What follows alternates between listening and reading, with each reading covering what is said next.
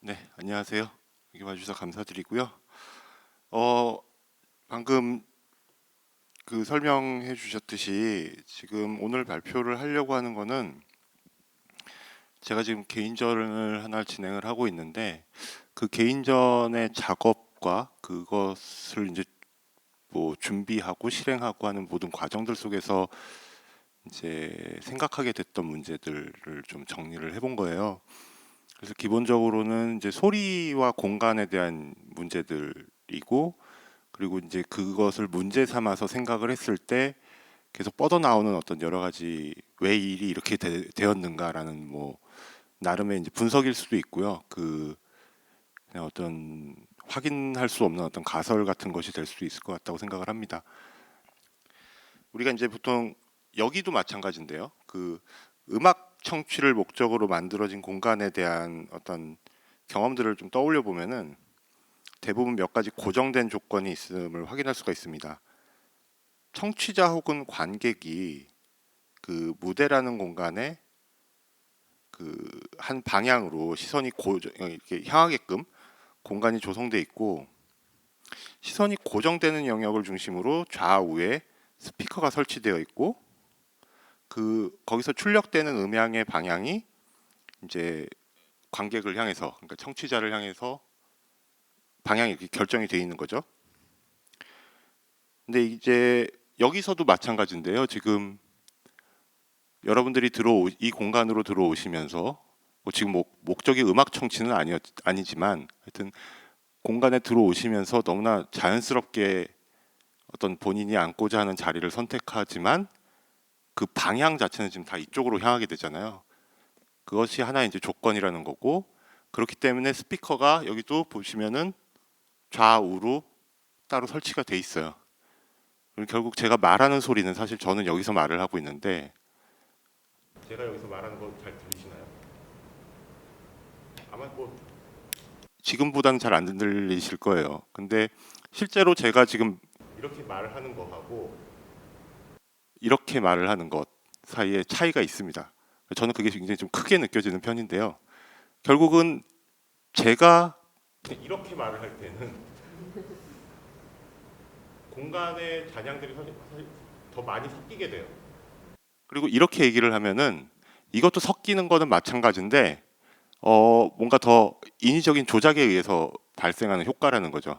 왜냐하면 소리가 저는 여기서 말을 하고 있지만 이쪽에서 증폭돼서 들리기 때문에 공간 반사나 기타 등등의 조건들이 다 어우러져 갖고 사실 차이가 이제 발생을 하는 거예요. 근데 그 차이들이 얼마나 큰지 또는 그 차이가 어떻게 내 귀에 인지되는지들을 이제 생각을 해보면은 사실 저는 제가 만약에 음악 공연을 한다 그러면은 좀 이런 소리를 선호를 하겠어요.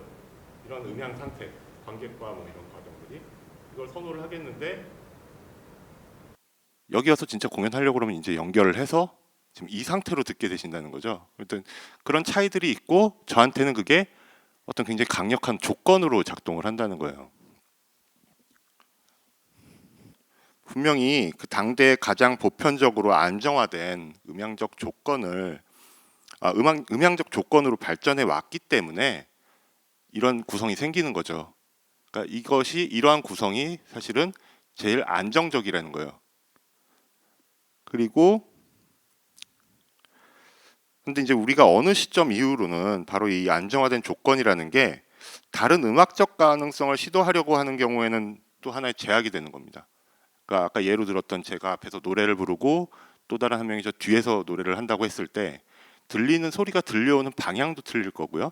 그럼에도 불구하고 여러분들의 시선은 한쪽만 보게끔 만들어져 있고 근데 이제 그런 식으로 뭔가 다른 음악적 방향성을 갖고 있는 음악의 경우는 그 음악을 실행하기 위해서 이런 공간이 더 어려운 조건으로 바뀌는 거예요. 원래는 여기 이제 제일 보편적으로 잘 들리고 잘 전달되게끔 그리고 관객도 편하고 뭐 이런 것들이 다 고려된 공간임에도 불구하고 그건 뭔가 음악 자체가 좀 다른 방식, 다른 음악 소리의 방향성들을 주제로 삼는다고 했을 때에는 지금 이런 공간 구성 자체가 그 음악을 하는 사람들한테는 굉장히 커다란 제약이 된다는 거죠.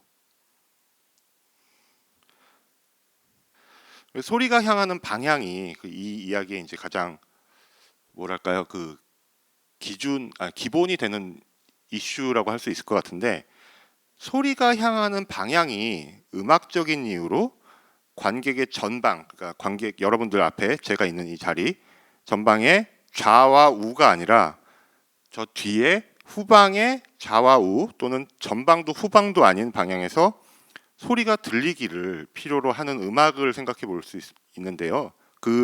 그런 음악을 이제 상상을 해보면은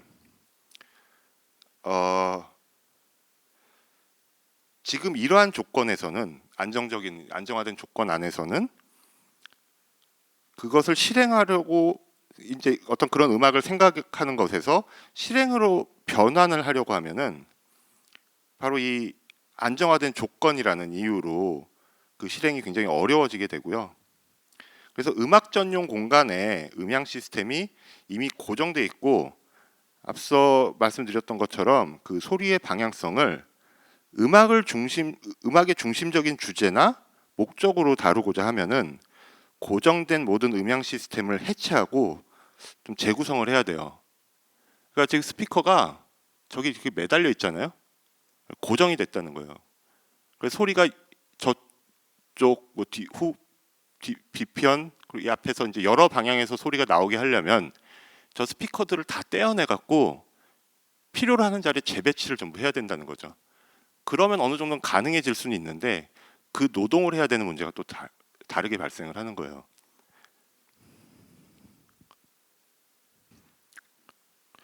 그래서 소리의 방향성 자체가 이런 보편적인 기준에서 벗어나야 온전히 음악적 효과를 일으킬 수 있도록 그 작동하는 음악은 그 음악이 성립되기 위해서 음악 공연장을 나와서 미술관으로 향하게 되는 경우가 좀 종종 벌어져요. 왜냐하면은 미술관은 일단 공간이 아무것도 없죠. 기본적으로 아무것도 없고 이렇게 좌석 배치도 이런 식으로 이렇게 그 상하 기울기가 있는 것도 아니고, 즉 무대라는 것이 따로 존재하는 것이 아니라 그냥 빈 공간 그 전체가 일종의 무대로도 작동을 할 수가 있는 거죠.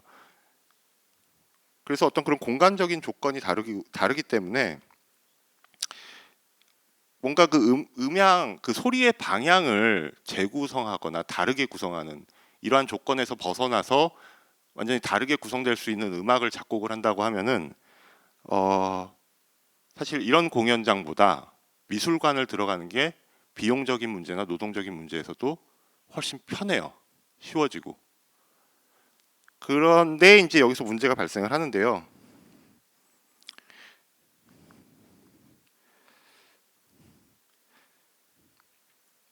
그러니까 보편적인 음악 청취의 공간적 기준에서 벗어나려는 음악이 미술관으로 향하게 되는 것은 실행은 가능하지만 구현이 어려운 그 청취의 경험을 음악에 포함하려고 하는 음악적 이유와 그것을 기존의 음악 공간에서는 기술적으로 처리하기가 어려운 이유가 혼재돼 있고, 동시에 이 일련의 시도에 있어서 뭐 경제적인 이유 또한 매우 크기 때문이죠. 이 혼재성으로 인해서 미술관에서 연주되는 음악이 사운드 아트로 탈바꿈되는 이유 중에 하나가 아닐까라고 생각을 해요. 이거는 뭐 미술계에서 사운드 아트를 이야기하는 것과 음악계에서 사운드 아트를 이야기하는 사이의 어떤 괴리 같은 건데요. 그 여러 가지 원인들이 있지만 미술관에서 연주되는 음악이 사운드 아트로 탈바꿈되는 그것은 한 가지 더 이슈를 얘기를 하자면은 시각적인 것에 또 많은 이유가 붙어 있어요. 그러면서 계속 소리를 목표로 했지만 그 소리의 존재성 자체가 어떤 컨텍스트 안에서 사라져 버리는 거죠. 전체적으로 일어나는 어떤 컨텍스트 안에서. 그 경우가 서로 너무 달라갖고 단순하게 말을 할 수는 없는데, 전시 공간을 활용하는 것보다 다른 음악을 하기 위해 구성되는 현실적인 접근을 미술관이 음악이 아닌 것으로 인식하는 어떤 프레임이 필요해져요. 그러니까 미술관 또한 전통적으로 안정화된 메커니즘이 작동을 하는 거거든요. 그러니까 시각 예술을 안정적으로 보여주고 그것을 관객들한테 전달하기 위한 공간적 조건들이 있다는 거죠. 근데 그 조건과 이제 음악을 위한 공간에서 실행되기가 어려워서 현실적으로 미술 공간으로 넘어왔을 때에 지금 이 두 미술과 음악이라는 두 개의 입장이 이제 또 충돌을 하는 상황이 벌어지는 건데, 미술관이 그래서 그러한 음악을 미술관에서 포용을 하기 위해서는 미술관도 미술관 나름의 어떤 프레임이 필요해지는 거죠.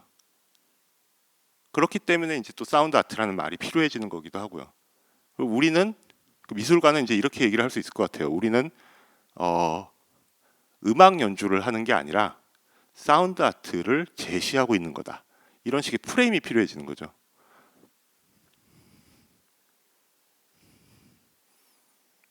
그래서 이제 음악이 아니라 사운드 아트이기 때문에 미술관에서 수용이 가능하다라는 말이 이제 성립이 되는 겁니다. 그래서 음악적 실행을 목적으로 진입을 하게 된 미술관은 무엇이 내부에서 작동하든지 간에 그것을 시각적 관성에 의존하는 미술의 프레임, 범주 등으로 해석을 해서 미술품으로 삼켜버리는 어떤 문화적 기능을 가지고 있고, 또 그 과정을 통해서 또 다른 제약을 구성을 하게 됩니다. 기존의 음악 구조와 다른 음악적 고민 사이에 연루되는 이런 현실적인 문제의식은 결국 이런 측면에서 이런 모든 걸 다 고려를 했을 때 비현실적이고, 음악적 효과의 측면에서도 의구심을 가질 수밖에 없어요. 왜냐하면 지금까지 음악은 어떻게 하면 다 잘 들렸는데 왜 이 음악은 꼭 이래야 되는가라는 어떤, 그래서 과연 그것이 얼마나 음악적 효과가 있는가라는 이제 또 음악적인 맥락에서 파악을 할 때 또다시 다르게 생각되어지는 부분들이 이제 나타나게 되는 거죠.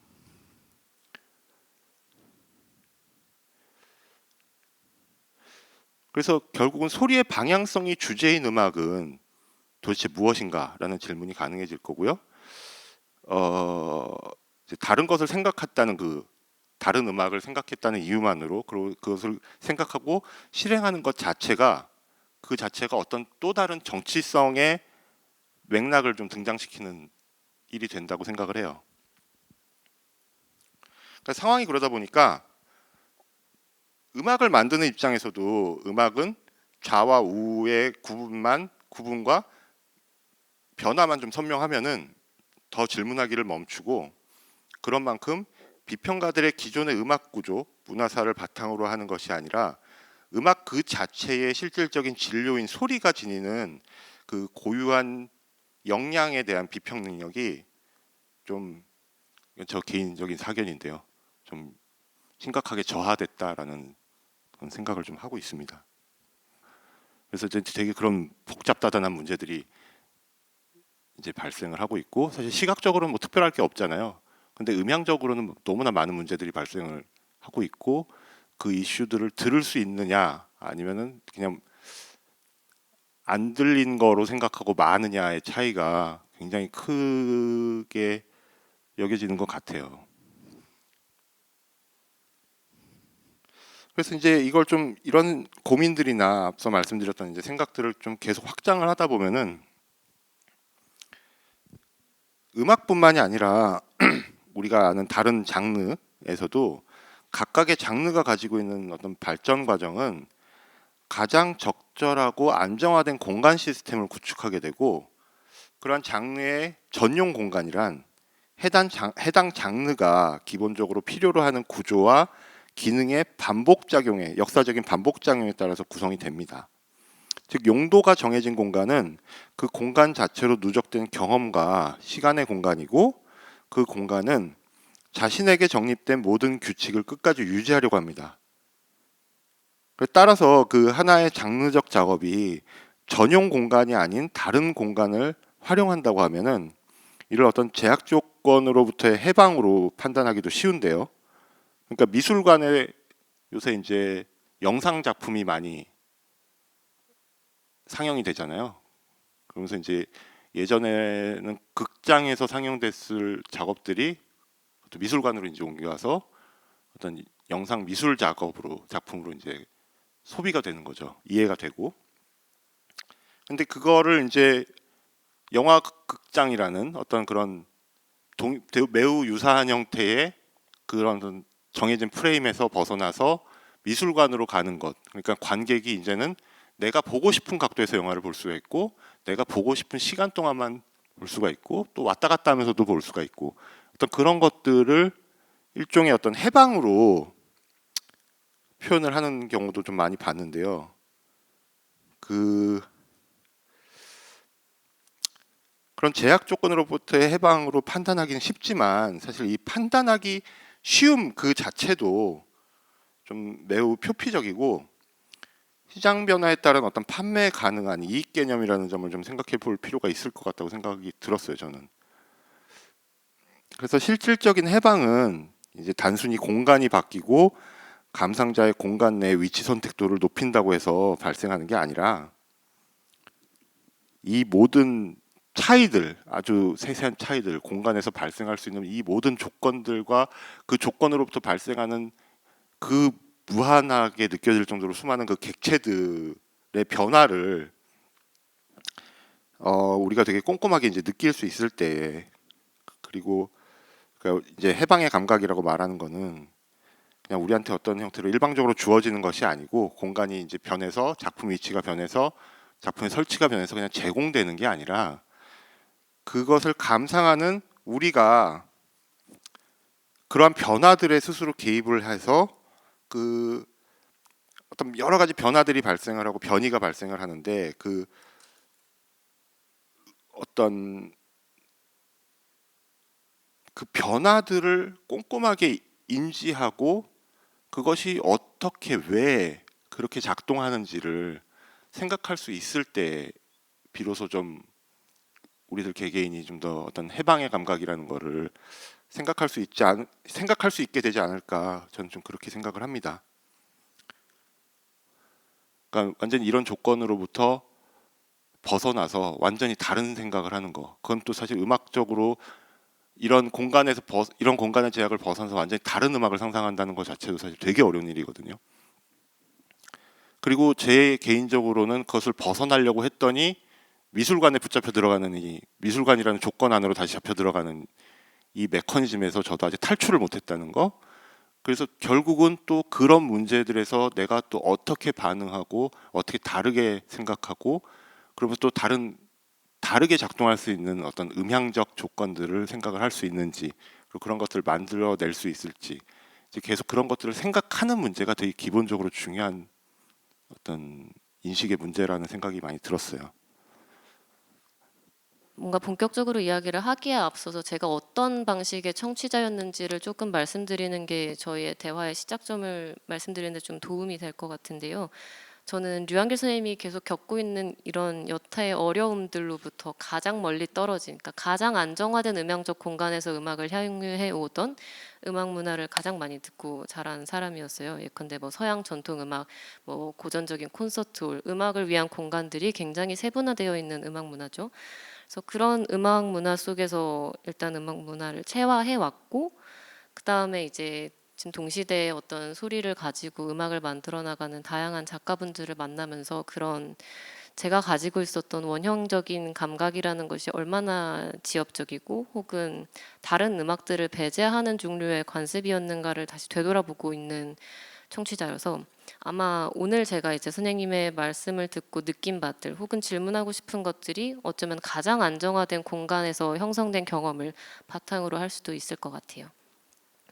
그래서 오늘 대담에서는 일단 선생님의 개인전에서 이제 형성된 공간에 대한 이야기를 잠깐 짚어보고요. 그리고 그 다음으로는 왜 저런 공간이 새로 형성되었어야만 했는가, 그것은 곧 기존의 공연장이나 극장들에서 이제 허가받지 못한, 이제 허락될 수 없는 음향적인 조건들이 있었기 때문이겠죠. 그래서 그런 보편적인 극장에 대한 이야기를 잠시 해보고요.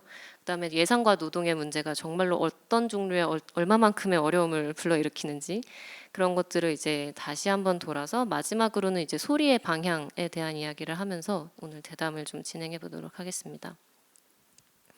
그래서 저는 그 소리가 되게 굉장히 생성적이라는 인상을 받았어요. 아까 여러분도 3분 정도 들으시면서 어떻게 느끼셨을지는 모르겠는데 그 이유는 저 소리들과 저 벽과 그리고 뚫려 있는 천장, 저 소리와 공간이 호응하는 방식 때문이었던 것 같다는 생각이 들었어요. 그러니까 소리는 벽면에 일부 스며들게도 되지만 저 공간에서는 특별히 저게 더 반사시키고 증폭시키고 저 공간 안에서 소리를 더 복합적으로 합성시키기 위해 저 벽들이 존재한다고 생각을 했었거든요. 그래서 저기서 듣고 있는 소리가 굉장히 뭐 세 개의 다이렉트 사운드가 들리는 동시에 그게 벽면으로 이제 계속해서 반사되고 반사된 소리들이 일종의 잔향이 되어서 다 겹쳐지고 그래서 소리가 굉장히 많이 풍성하게 중첩되는 공간이라는 인상을 받았었는데 여기서 작가님께 한번 질문 드리고 싶었던 것은 저런 방향을 형성하실 때 이제 소리의 방향과 공간의 관계 그리고 잔향들이 섞일 수밖에 없는 그런 공간을 설정하시면서 특별히 어떤 점들을 이제 염두에 더 두셨는지 이런 공간 설정의 문제를 조금 더 자세히 말씀해 주시면 좋을 것 같아요. 제가 방향성이라고 생각을 했던 거는 음향의 방향성이라는 거는 이제 다이렉트로 쏘아지는 방향도 있지만 사실 우리가 보편적으로 경험하는 소리들, 소리 공간은 다이렉트로 이렇게 내 방향으로 쏘여지는 소리가 아니라 사실은 공간 안에서 무수하게 반향을 일으켜서 진짜 그 공간을 통해서 합성이 된 어떤 결과물을 듣는 거가 우리가 일상적으로 듣는 소리의 조건하고 사실 더 가깝거든요. 그래서 그것을 다이렉트로 이제 들리게 내비두면은 소리 자체의 방향성은 클리어해질 수 있지만 동시에 그리고 이제 뭐 소리 자체를 이제 제가 인공적으로 만든 거기 때문에 그거는 뭐 되게 인공적인 것이고 그냥 그래서 선명하게 들리는 것도 어떤 컨셉추얼한 부분에서는 말은 되는데 제가 사실 구성해 보고 싶었던 거는 이렇게 세 개의 방향성이 합쳐져서 들리는 어떤 그 소리 자체를 좀 거기에 이상한 허구적인 맥락들을 덧붙였어요. 그러니까 이게 하나의 어떤 생명체 같은 거라고 생각을 했고 그렇다면은 이러한 생명체가 지금 인간이 살고 있는 이 환경 안으로 들어와 가지고 활동을 하고 있는 거고 그렇다면은 더 현실 지금 우리가 현실로 듣게 되는 소리의 반향들의 문제가 또다시 이제 저한테 새롭게 인식이 됐고 근데 그 공간에서는 그 반향이 너무 안 생기는 거였어요. 그래서 원래는 계획이 없다가 급하게 가벽을 치게 된 거죠. 반향을 만들어내기 위해서. 그리고 사실은 그것이 우리가 일상적으로 듣는 음향 조건에 더 가까워지기 위해서 벽을 쳤던 거예요. 근데 이런 극장의 관습이 도대체 어디서 출발을 했는가를 생각을 해보면은 이제 그 프로시니엄 형태의 극장이라고 하는 것을 생각해 볼 수 있을 것 같아요. 그래서 액자 형태로 이루어진 액자식 극장이라고 표현을 하기도 하는데 여기에서는 분명히 뭐 꼭 보는 것의 관습이 굉장히 깊게 배어 있다고 할 수 있겠죠. 듣기를 위한 것이라기보단 액자라는 프레임이 말해주는 것처럼 일단은 보기를 위한 공간인 것 같아요. 그것은 그런 종류의 공연장이 애초에 음악이나 소리만을 위해 등장했던 것이 아니라 온갖 종류의 공연을 포괄하는 공연장으로서 건설이 됐기 때문에 그런 것 같고요. 또 이제 아까 류한길 선생님이 말씀해 주신 것 중에 하나가 이제 우리가 공연을 볼 때 여기도 마찬가지고 일단 시각 영역 안에 소리의 발원지가 모두 다 눈 안에 들어와 있어야 하는 그런 시각 중심적으로 형성되어 있는 암묵적인 룰 같은 게 있다고 말씀해 주셨는데 그거는 지금 오늘날 음악 공연장에서도 똑같이 적용이 되는 것 같아요. 그래서 뭐 밴드 공연 같은 걸 할 때는 이제 관객과 이렇게 호응을 하거나 이렇게 정말 마주보고 어떤 인터랙션이 있는 공연도 있지만 어떤 공연은 이 벽 뒤로는 관객이 없는 척하면서 그냥 그 내부의 일만 이렇게 하고 정말 측면만 보여주는 그런 종류의 공연도 있고요. 그래서 그 무대와 객석이 맞닿는 지점이 딱 하나의 면이라는 점을 좀 다시 한번 생각해 보면 좋을 것 같은데 이제 이거를 제4의 벽이라고 부르면서 뭐 드니 디드로가 그렇게 말을 했죠. 그래서 벽에 비유하면서 이제 내부자들이 그 벽이 있는 것처럼 그러니까 관객들이 나를 쳐다보지 않는 것처럼 행세를 하는 그런 일종의 연기의 태도를 지칭할 때는 그런 제4의 벽이라는 명명이 조금 유효했던 것 같은데 저는 이게 바깥에서 보는 사람의 입장에서는 그 면이 이제 내부에서 벌어지고 있는 어떤 역동적인 힘의 교환 같은 것들을 굉장히 장면화하거나 평면화하는 그런 공연장이라는 또 생각이 들어요. 그래서 여기에는 언제나 뒤에 굉장히 깊은 영역이 있는데 우리는 한 면밖에 볼 수 없는 것이죠. 근데 이제 또 음악의 경우를 생각해 보면 우리가 음악을 눈으로 늘 보기만 하는 것은 아니고 꼭 이 시야 안에서 소리가 다 발생하는 것도 아닌데 계속 보는 것이 그냥 우리의 신체 조건을 생각해 봐도 조금 이상한 것 같기도 해요. 귀는 이쪽에 달려 있고 귀는 기본적으로 이렇게 360도의 소리를 훨씬 더 포괄적으로 들을 수 있고 소리라는 것도 애초에 구 형태로 퍼져나가는 그런 음향적 성질을 가지고 있는데 우리가 이렇게 왜 우리의 한 200도 정도 되는 시야각 안에서 자꾸 소리의 발원지를 찾고 소리를 들으려고 하는지 그런 문제도 저희가 다시 한번 좀 생각해 볼 필요가 있지 않을까 싶기도 합니다. 네, 그래서 이제 극장의 문제는 그러하고요. 그래서 선생님께서 이제 미술관에 진입을 하게 되면서 생기는 여러 가지 문제들도 다 그런 보편적인 극장에서 강제하고 있는 시야나 뭐 음악이 뭐 소리 나는 것이 놓여야 하는 것의 위치, 정해진 고정값들 그런 것들의 문제로부터 이제 도망치려다 보니 이제 미술관에 이렇게 잡혀 들어갔다고 표현하셨는데 거기서 이제 또 그렇다고 해도 미술관에서도 모든 공간을 막 또 다 편하게만 다 쓸 수 있는 것도 아니고 거기서 발생하는 또 음향적 문제도 있었을 것 같고 그렇죠. 네 그런 것도 좀 한번 이야기를 해주시면 좋을 것 같습니다. 그러니까 보통 미술관이라는데 뭐 규모에 따라도 다르기도 한데요. 공간 크기 같은 부분들이. 근데 사실은 저는 좀 이번 전시 경우에서는 살짝 운이 좋았던 게 뭐냐면은 보통 좀 규모가 있는 미술관에서 사운드 전시를 하게 되면은 문제가 뭐냐면은 소리가 너무 넓게 퍼진다는 거예요. 너무 넓게 퍼져서 소리가 어느 부분에서는 좀 뭉쳐지는 부분이 있어야 되고 또 어느 부분에 또 퍼지는 느낌들이 있고 뭐 이런 것들이 다 혼재가 되면서 거기에서 이제 하나의 어떤 뭐랄까요 그 작업이 말하고자 하는 어떤 맥락 같은 것들이 좀 발견되기도 하는 건데 큰 전시 공간에서 사운드 전시가 이루어지면 사운드 설치 작업이 이루어지면은 소리가 그냥 다 흩어져요. 너무 넓게 흩어지고 그리고 이제 뭐 비엔날레급 전시 같은 경우도 보면은 요새 또 작가 작품들이 작품 자체에서 소리가 나는 경우들도 굉장히 많아졌기 때문에 소리가 다 엉켜버리는 거죠 공간 안에서. 그러니까 미술관 공간은 또 지금 이런 공연장 공간과는 다르게 그 소리를 정리를 해주는 기능 자체가 없어요. 한 번도 그 소리에 대해서 미술관이 공간적 고려를 안 하고 만들어졌기 때문에 그래서 소리 울림들이 엄청나게 커지고 그러면서 그 서로 다른 작품에서 나는 소리가 서로 다 엉켜버리고 그래서 어디서 소리가 도대체 어느 작품에서 어떤 소리가 나오는지조차 구분이 안 되는 경우도 발생을 하거든요. 또 이런 음향적 조건이 고정되어 있다는 게 정말 다 돈의 문제라는 생각이 들거든요. 저는 정말 돈과 노동의 문제인 것 예, 같아요. 돈과 노동의 문제죠. 그리고 어떤 공간에서는 스피커가 들어오는 것 자체를 허용하지 않는 경우도 있어요. 그냥 무엇이 불안전한지는 모르겠지만 이렇게 안전 문제가 발생한다라는 이유를 막 들으시기도 하고 뭐 이게 뭐 어쿠스틱으로 이미 형성된 공간의 음향적 질서를 깨트리는 너무 센 요소가 된다는 그런 이야기가 있기도 하고 그래서 되게 공간에 허가를 얻기도 어렵고 스피커 일단 비싸고 그런 수많은 문제들이 있고 그래서 사실 사운드 전시를 한다는 것이 사실 되게 돈이 많이 드는 일이더라고요. 저도 이렇게 막 다른 걸 하다 보니까 그래서 돈이 많이 드는 일들이 다 어떤 것들인가 이게 좀 유형을 보았더니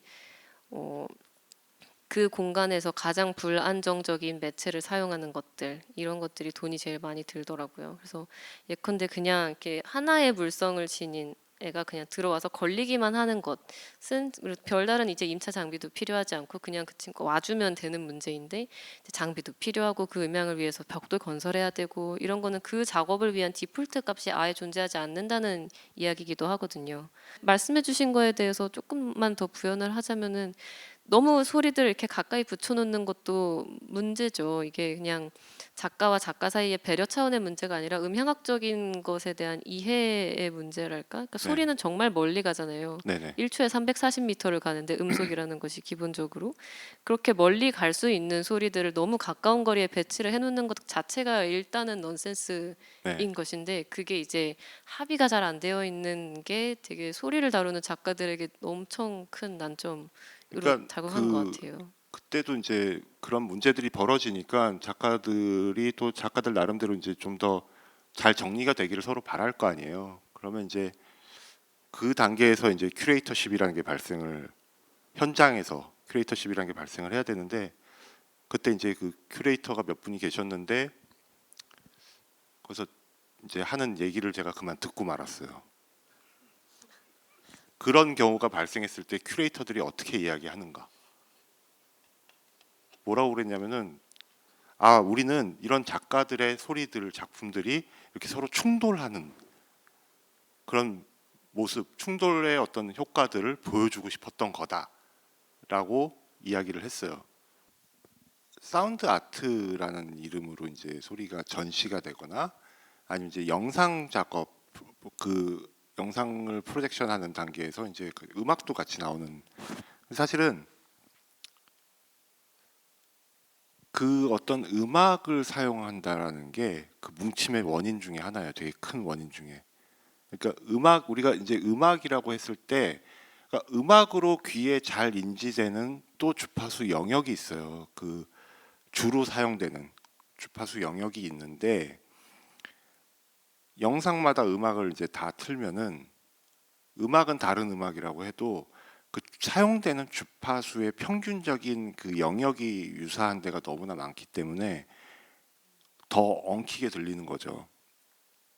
일단 그런 테크니컬한 문제들, 그런 식의 이제 테크니컬한 문제들이 있고 그래서 영상 같은 경우는 제일 그런 전시장에서 그런 엉켰을 때 제일 안 들리는 게 목소리예요. 사람 목소리 녹음해 갖고 이제 나레이션 같은 게 제일 안 들려요. 그 다음에 안 들리는 게 음악이에요. 그 외에 다른 소리들은 잘 들려요. 저는 그게 굉장히 중요한 포인트라고 생각해요.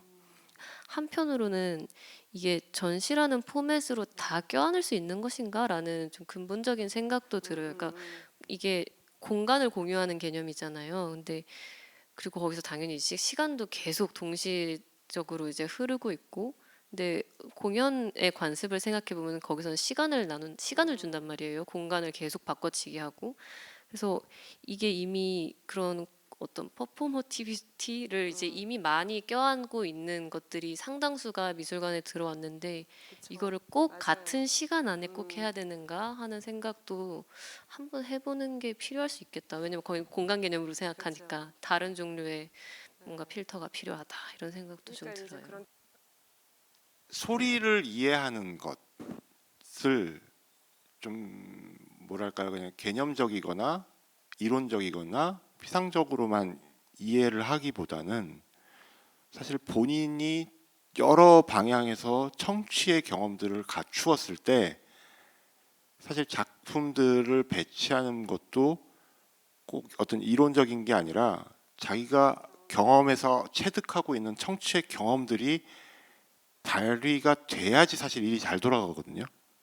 근데 그게 없어요. 죄송한 얘기지만 큐레이터들한테는 죄송한 얘기지만 좀 냉정하게 얘기하면은 그게 너무 없어요. 그냥 이론으로만 어디서 이제 사운드 아트는 무엇이다. 그 개념 정의한 것들만 그냥 글로 읽어서 아는 거지. 그것이 정말로 어떻게 들리는가에 대해서는 경험해 본 적도 없고 생각해 본 적도 없는 게 진짜 제가 봤을 때 제일 심각한 문제거든요. 기획에 있어서는.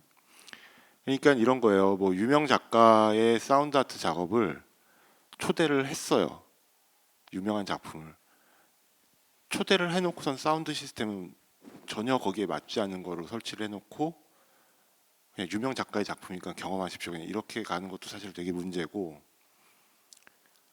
어쨌든 저는 되게 본질적으로 문제가 일어났던 기획 단계에서 본질적인 문제가 일어났던 케이스들은 다 기획 단계에서 어떤 청취의 감각, 청취의 경험들을 전혀 발휘를 못했기 때문에 일어나는 문제라고 생각을 해요.